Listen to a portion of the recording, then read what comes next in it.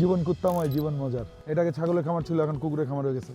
পছন্দের কুকুরগুলি আমি বিক্রি করব না, আছে ওরা থাকবে। আমার কুকুরদের সাথে ছাড়া আমার হাঁটাহাঁটি হয় না, কুকুর পালতে পালতে কুকুর বেশি হয়ে যাচ্ছে। বড় হয়ে পাইলট হতে চেয়েছিলেন আশফাক হোসেন ইভান, তা হয়নি।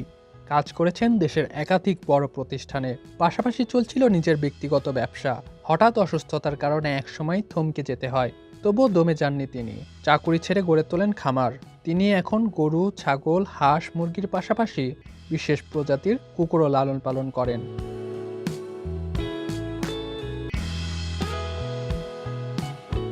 এখন তেমন কাজকাম করছি না, হার্ট অ্যাটাক হয়ে গেছে। বাসা থেকেও কাজকাম করতে দেয় না। আমার গাড়ির ব্যবসা ছিল, গাড়ি শোরুম ছিল, তো সব কিছু বন্ধ করে কিছু একটা তো করতে হবে।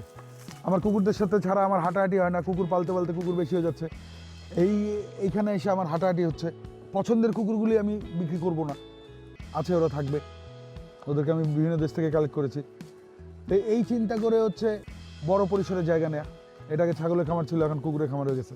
পালার জন্য মানুষ নিচ্ছে, শখ করে পালছে, গার্ডের জন্য নিচ্ছে। বড় খামার বাড়ি আছে বা গ্রামের বাড়ি আছে বা ঢাকা শহরেও পালছে। এক্ষেত্রে পুলিশ, মানে এক্ষেত্রে আইনশৃঙ্খলা রক্ষাকারী বাহিনীরাও নিচ্ছে তাদের বিভিন্ন কাজে। আমার কাছ থেকে নেয়া কুকুর কিছুদিন আগে বিশাল বড় চালান ধরলো, আবার বিজিবিতে অ্যাওয়ার্ড পাইল আমার কাছ থেকে নেয়া কুকুর। তার খামারে এখন 32টি জার্মান শেফার্ড রয়েছে। ইভানের দাবি, দেশের সবচেয়ে বেশি বড় কুকুর তার কাছেই আছে। আমি পিওর ব্রিডের কুকুর পালি, পিওর ব্রিডের জার্মান শেফার্ড দেওয়ার চেষ্টা করি। আমার কাছে 25,000 টাকা থেকে শুরু করে 7 লাখ টাকা পর্যন্ত জার্মান শেফার্ড আছে। কিন্তু ইউজুয়ালি ধরেন যে আমার হোম ব্রিড আমি বিক্রি করছি long coat 60,000, stock coat 30,000 male, এরকম রেঞ্জে। আর যদি এক্সেপশনাল বোজো টমির বাচ্চা হয় সেগুলো 1.5 লাখ 2 লাখ টাকা যায়।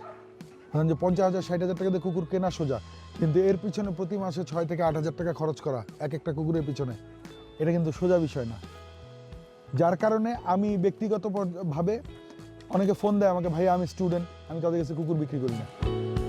কুকুর বড় করে বিক্রি করা তার কাছে নিছকই ব্যবসা নয়, ভালোবাসার জায়গাও। এখন যারা রেস্কিউ করে বাংলাদেশে, তারা তো বেশিরভাগ ফান্ড নিয়ে এসে হাবি যাবি। আমি তো ফান্ড ব্যবসা করি না, আমি টাকা দিয়ে কুকুর কিনি, টাকা দিয়ে পালি, নিজের টাকা দিয়ে, নিজের মন মতো টাকা আসলে বিক্রি করি, নাহলে থাকে। মাহিনা রাফাত, চর্চা, ঢাকা।